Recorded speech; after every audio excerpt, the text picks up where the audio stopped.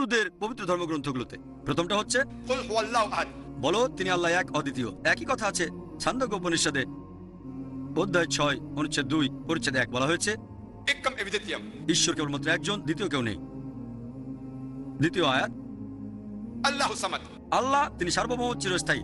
ভগবদ্গীতা একই কথা বলছে অধ্যায় 10 অনুচ্ছেদ 3, বলা হয়েছে তিনি হলেন সমগ্র জগৎসমূহের প্রভু।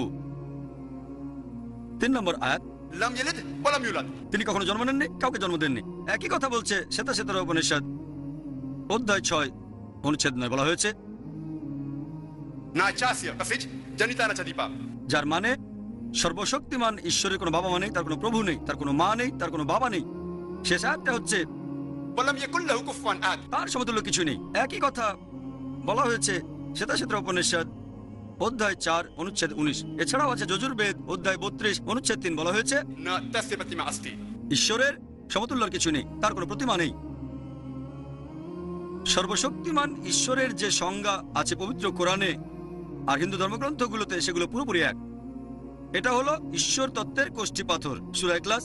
আর হিন্দু ধর্মগ্রন্থে যেটা বলা হয়েছে এটাই হলো ঈশ্বর তত্ত্বের কোষ্ঠী পাথর। যদি কেউ বলে যে অমুক লোক হচ্ছে ঈশ্বর, তাকে সূরা ইখলাস দিয়ে পরীক্ষা করেন।